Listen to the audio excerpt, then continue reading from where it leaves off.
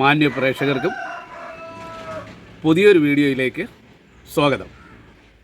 ഇന്ന് നിങ്ങളെ പരിചയപ്പെടുത്തുന്നത് വേനൽക്കാലത്ത് പയർ കൃഷി എങ്ങനെ വിജയകരമായി ചെയ്തെടുക്കാം എന്നുള്ള ഒരു വീഡിയോ ആണ് ഇന്ന് കാണിക്കാൻ പോകുന്നത്. അപ്പോൾ എല്ലാവർക്കും ആ വീഡിയോയിലേക്ക് പോകാം. ഫെബേസിയെ ഫാമിലിയിൽപ്പെട്ട യാർഡ് ബീൻസ് അഥവാ വള്ളിപ്പയർ, ആ കൃഷിയാണ് ഇവിടെ കാണിക്കുന്നത്. ഇതാണ് യാർഡ് ബീൻസ് അല്ലെങ്കിൽ വള്ളിപ്പയർ. ഈ വള്ളിപ്പയർ നമുക്ക് ഇവിടെ മീറ്റർ പയറെന്നും പറയും. അപ്പോൾ ഇതിനെ വേനൽക്കാലത്ത് എങ്ങനെ നന്നായിട്ട് നമുക്ക് കൃഷി ചെയ്ത് പരിപാലിച്ച് എടുക്കാം എന്നുള്ളതാണ് ഈ വീഡിയോയിൽ കാണിക്കുന്നത്. വീഡിയോ എല്ലാവരും മിസ് ചെയ്യാതെ കാണുക. അപ്പോൾ ഇതിന് വള്ളിപ്പയർ കൃഷിക്ക് ആദ്യം വേണ്ടത് തടം എടുക്കുക എന്നുള്ളതാണ്. ഇവിടെ തടം എടുത്തിട്ടുണ്ട്. വേനൽക്കാലത്ത് നമ്മൾ കൃഷി ചെയ്യുമ്പോൾ ഇപ്പോൾ ഇവിടെ 1 മീറ്ററോളം വിസ്താരത്തിലാണ്, അതായത് ഒരു വലിയ വാഴ നടുന്ന അതുപോലെയാണ് ഞാനിത് ഇവിടെ നട്ടിരിക്കുന്നത്. വാഴയ്ക്ക് തടം എടുക്കും പോലെ അത്ര തന്നെ വലുത് ആയിട്ടുള്ള ഒരു തടം ഇവിടെ എടുത്തിട്ടുണ്ട്. അപ്പോൾ തടം കിളച്ചൊരുക്കിയതിന് ശേഷം ഒരു ഒരടിയോളം മണ്ണ് താഴ്ത്തി കിളച്ചതിന് ശേഷം മേൽമണ്ണ് ഒരു അരയടി മാറ്റി ഒരു ചെറിയ കുഴി ഉണ്ടാക്കണം. കുഴിഞ്ഞ് നിൽക്കുന്നത് നിങ്ങൾക്ക് ഇവിടെ കാണാം. കുഴിയിലാണ് നിൽക്കുന്നത്. അപ്പോൾ അരയടി താഴ്ചയിലാണ് ഈ പയർ വേനൽക്കാലത്ത് നമ്മൾ നടേണ്ടത്. ഇതിനെ നന്നായിട്ട് ഈ മണ്ണ് കിളച്ചതിന് ശേഷം ഇവിടെ നിന്ന് കുറച്ച് മണ്ണ് മാറ്റി ഇവിടെ തടം പിടിച്ചിട്ടുണ്ട്. മണ്ണ് കിളച്ച് ഇട്ടതിന് ശേഷം ഈ മണ്ണിൽ യാതൊരു ഫലപുഷ്ടിയും ഇല്ല. ഇത് വെറും ഇരുമ്പും അലുമിനിയം ഒക്കെയാണ് ഈ മണ്ണിൻ്റെ പ്രതലത്തിലുള്ളത്. അപ്പോൾ അത് പിന്നെ അസിഡിറ്റി എന്ന് പറയും. മണ്ണിൽ എന്ത് കൃഷി ചെയ്താലും ഈ അസിഡിറ്റി ഉണ്ടെങ്കിൽ വിളവ് കിട്ടില്ല. അതാ കണ്ട് ഇവിടെ നല്ല വിളവുണ്ട്. ഇതെല്ലാം നിറച്ച് കായ്ച്ച് ഇതിൽ അടത്തിട്ടുമുണ്ട്. ഇത് നല്ല കായ്ഫലമുണ്ട്. അപ്പോൾ ഇങ്ങനെയുള്ള കായ്ഫലം നമുക്ക് കിട്ടണമെങ്കിൽ നമ്മൾ എന്ത് ചെയ്യണം? മണ്ണിൻ്റെ അസിഡിറ്റി പൂർണ്ണമായിട്ട് മാറ്റി എടുക്കണം. മണ്ണ് കിളച്ചതിന് ശേഷം മണ്ണിൻ്റെ അസിഡിറ്റി മാറ്റാൻ നമ്മൾ ചാരം ഉപയോഗിക്കണം.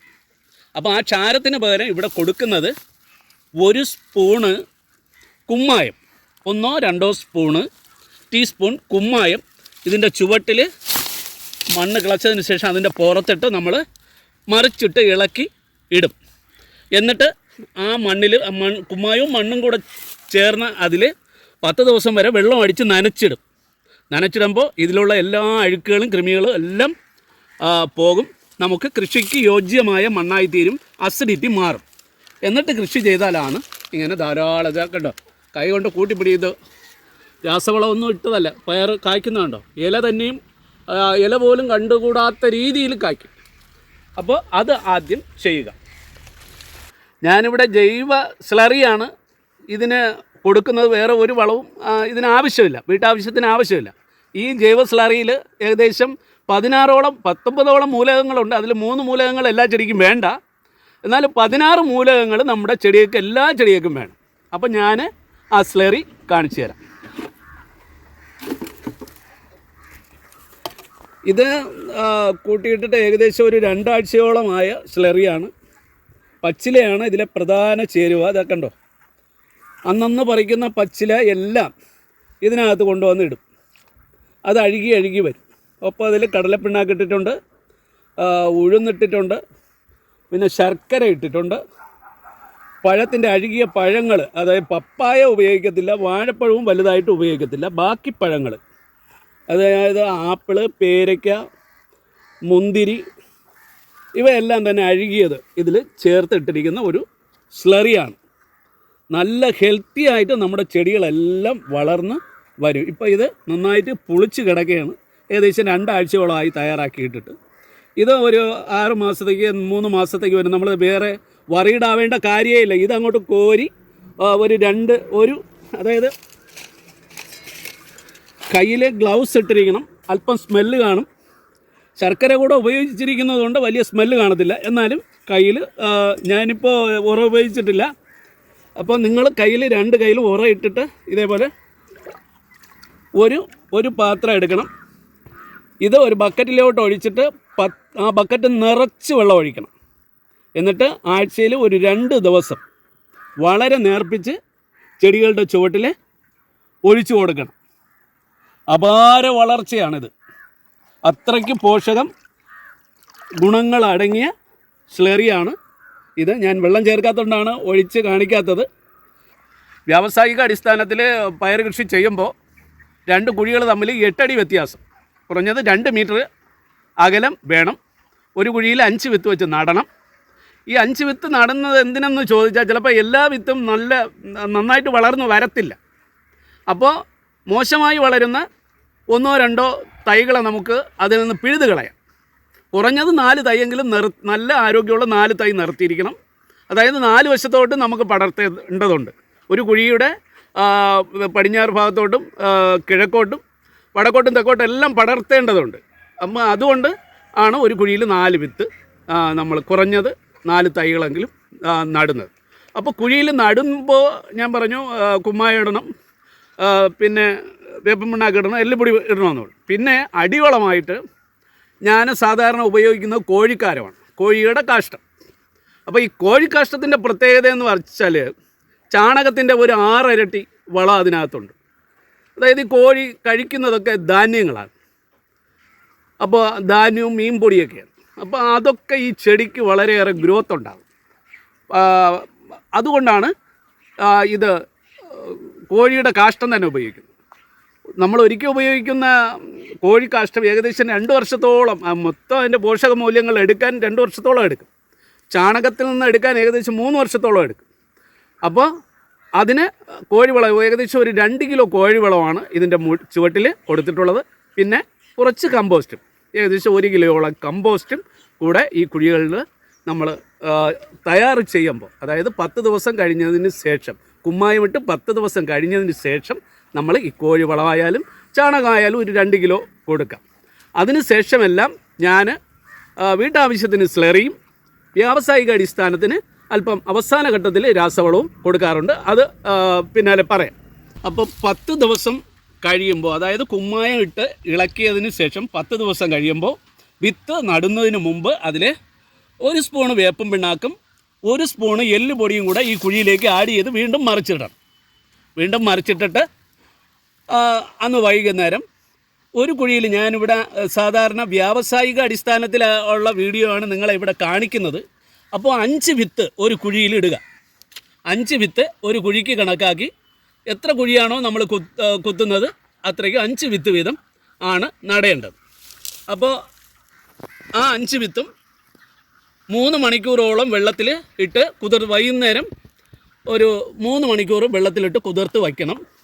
ആ 3 മണിക്കൂർ കഴിഞ്ഞതിന് ശേഷം വെള്ളം ഊറ്റിക്കളഞ്ഞതിന് ശേഷം വിത്തെല്ലാം എടുത്ത് ടിഷ്യൂ പേപ്പർ നനച്ച് ആ ടിഷ്യൂ പേപ്പറിനകത്ത് പൊതിഞ്ഞ് വയ്ക്കണം. അത് രാവിലെ ആകുമ്പോൾ മുള പൊട്ടി കിളിർത്തിരിക്കും. ആ വിത്തുകളാണ് നമ്മളിതിൽ നല്ല ഇച്ചിരി ആഴത്തിൽ നടണം. അതായത് നട്ട് കിളിർത്ത് വരുമ്പോൾ ചെടിക്ക് വെള്ളം ഒഴിക്കുമ്പോൾ അത് ചാഞ്ഞു പോകാൻ പാടില്ല. അതുകൊണ്ട് അല്പം ആഴത്തിൽ തന്നെ കുഴിയെടുത്ത് മുളച്ച വിത്തായതുകൊണ്ട് പൊടിച്ച് വന്നുകൊള്ളും. അപ്പോൾ അങ്ങനെ നട്ടു കൊടുക്കണം. ആ നട്ട് ഏകദേശം ഒരു 4-5 ദിവസം കഴിയുമ്പോൾ പൊടിക്കും. പൊടിച്ചതിന് ശേഷം 1 അടി വളരും. 1 അടി വളരുമ്പോൾ നമ്മൾ എന്ത് ചെയ്യണം? അതിനെ അതിൻ്റെ ഈ മുള നുള്ളിക്കൊടുക്കണം. ഇങ്ങനെയുള്ള ഈ മുള 1 അടി താഴെ വെച്ച് നമ്മൾ, ഇതാണ് മുളപ്പ്. അപ്പോൾ ഇതിൻ്റെ മുളപ്പിനെ താഴെ 1 അടിയിൽ വെച്ച് നമ്മൾ ഇങ്ങനെ കൊണ്ട നുള്ളിക്കൊടുക്കുക. ഇതാണ് കൊണ്ട നുള്ളക്കം. ഇങ്ങനെ നുള്ളിക്കൊടുക്കുമ്പോൾ ആ ഭാഗത്തു നിന്ന് ധാരാളം ഷൂട്ടുകൾ, പുതിയ ശിഖരങ്ങൾ പൊടിച്ചു വരും. അങ്ങനെ ഇവിടെ കണ്ടാലറിയാം. ഇതെല്ലാം പുതുതായിട്ട് പൊടിച്ചു വന്ന വള്ളികളാണ്. പിന്നെ അത് കഴിഞ്ഞ് പൊടിച്ച് മുകളിലോട്ട് വരുമ്പോൾ നമ്മളിതേപോലെ 6 അടി പൊക്കത്തിൽ വേണം ഇതിന് വളരാനുള്ള നെറ്റ് കെട്ടിക്കൊടുക്കാൻ. കാരണം ഈ കായ്ക്കുന്നതിനേക്കാൾ ഇപ്പോൾ ഇവിടെ ധാരാളം കായ്ച്ചിട്ടുണ്ട്. ഇങ്ങനെ പിടിക്കുമ്പോൾ തന്നെ ഒരു പിടി പയറുണ്ട്, അതുകൊണ്ടോ. അപ്പോൾ ഇവിടെയൊക്കെ കുറച്ചേ കായ്ക്കത്തുള്ളൂ. ഇനി മുകളിലോട്ട് പോകും തോറും ഇതിൻ്റെ തട്ടിലാണ് ഏറ്റവും കൂടുതൽ കായ്ഫലം ഉണ്ടാകുന്നത്. ഒരു പയർ ഏകദേശം 3 മീറ്ററോളം ദൂരോട്ട് വളരും. അപ്പോൾ അതൊന്നും പിണഞ്ഞിട്ടില്ല. വള്ളികൾ തമ്മിൽ ഇങ്ങനെ പിണയാൻ പാടില്ല. ഓരോ വള്ളിയും സെപ്പറേറ്റ് ചെയ്ത് തന്നെ അതിനെ നമ്മളിങ്ങനെ മുകളിൽ കൂടെ തട്ടിലൂടെ കൊണ്ടുപോകണം.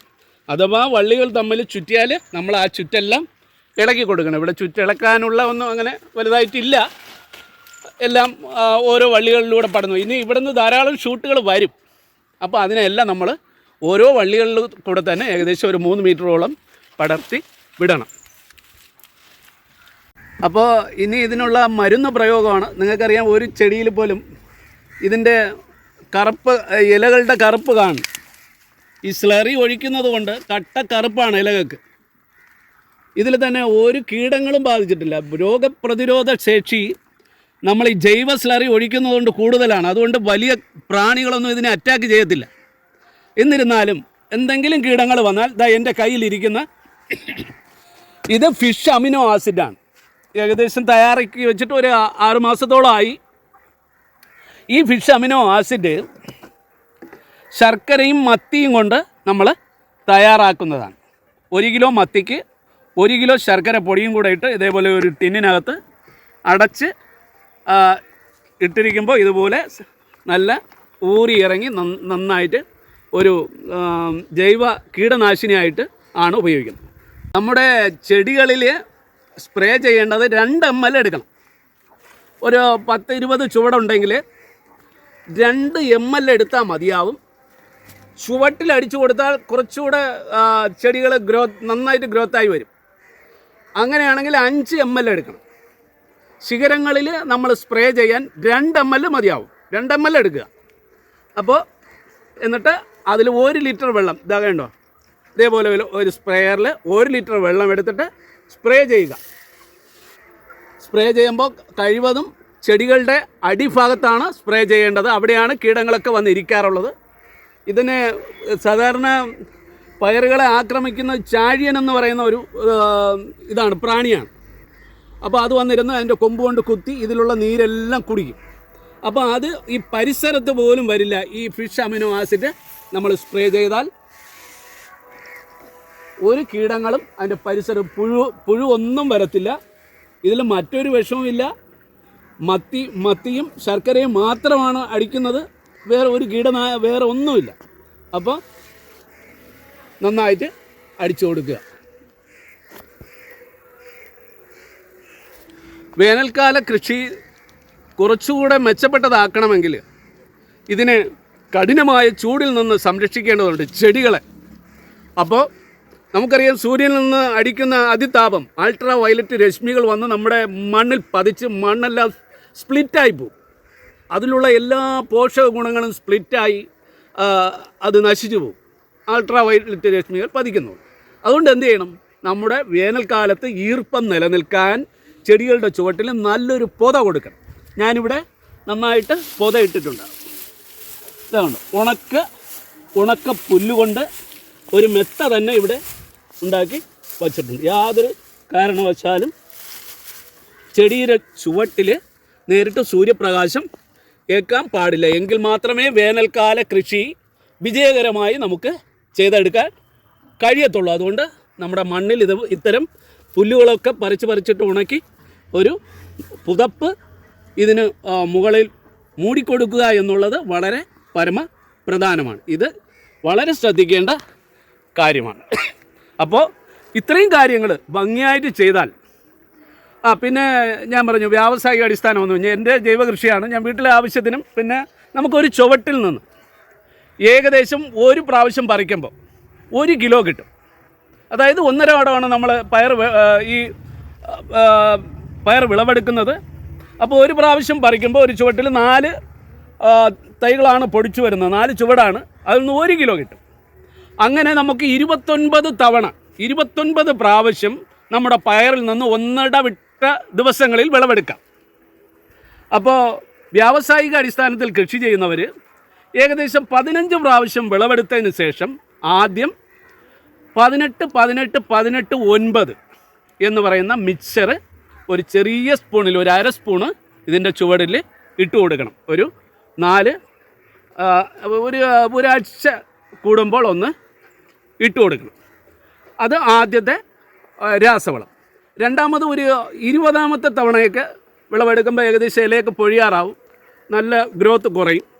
അപ്പോൾ ഫാക്ടംബോസും പൊട്ടാഷ്യം, അതായത് 1 കിലോ ഫാക്ടംബോസിന് ഏകദേശം ഒരു 150 ഗ്രാം പൊട്ടാഷ്യം കൂടെ ചേർത്ത് മിക്സ് ചെയ്തിട്ട് ഒരു 1/2 സ്പൂൺ വീതം ഇട്ട് കൊടുത്ത് വെള്ളം നന്നായിട്ട് ഒഴിച്ചു കൊടുക്കണം. ഇനി അതും കഴിഞ്ഞു 29 പ്രാവശ്യം വിളവെടുക്കാമെന്ന് ഞാൻ പറഞ്ഞു. ഒരു 24 പ്രാവശ്യമൊക്കെ ആകുമ്പോൾ അല്പം യൂറിയ എടുത്ത് അതും ഒരു 1/4 സ്പൂൺ എടുത്ത് ഓരോ ചെടിയുടെ ചുവട്ടിലും വിതറിയതിന് ശേഷം നന്നായിട്ട് വെള്ളം അടിച്ചു കൊടുത്താൽ ഈ 29 പ്രാവശ്യം പറിക്കുന്നത് വരെയും നമുക്ക് നല്ല ഈൽഡ് കിട്ടും. വ്യാവസായിക അടിസ്ഥാനത്തിൽ ചെയ്യുന്നവർ, നമ്മുടെ വീട്ടാവശ്യത്തിന് ചെയ്യുന്നവർക്ക് ഞാൻ ഈ കാണിച്ച സ്ലറി തന്നെ ധാരാളം മതിയാവും. ഇതാ ഇപ്പോൾ കണ്ടില്ലേ, ഞാൻ ഒരു രാസവളം ഉപയോഗിച്ചിട്ടില്ല. ഒരു 10 വീട്ടിലത്തേക്ക് ആവശ്യമായ പയർ, ഇവിടെ 12 കുഴി പയറാണ്, 12 ചുവട് പയറാണ്. എത്ര കിലോ പയർ നിൽക്കണമെന്ന് നിങ്ങൾക്കിപ്പോൾ ഇതിൽ നോക്കിയാൽ, ഈ വീഡിയോയിൽ നോക്കിയാൽ കാണാം.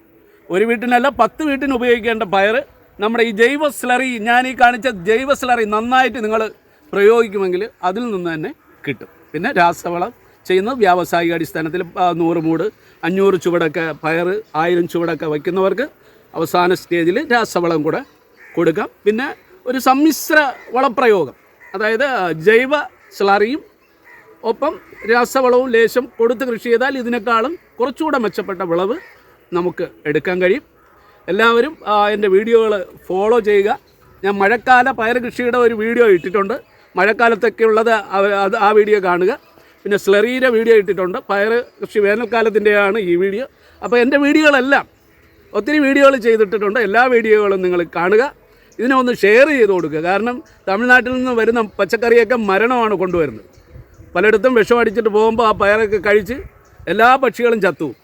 അതാണ് തമിഴ്നാട് കർണാടകയിലുള്ള കൃഷി രീതി. അതുകൊണ്ട് നമ്മൾ സ്വന്തമായിട്ട്, ഞാനിത് സ്വന്തമായിട്ട് നിങ്ങൾ ചെയ്യണം, ഓരോരുത്തരും ചെയ്യണം എന്നുള്ള ഉദ്ദേശത്തിലാണ് ഈ വീഡിയോ എടുത്ത് കാണിക്കുന്നത്. ഇത് മാക്സിമം നിങ്ങൾ ഷെയർ ചെയ്യുക.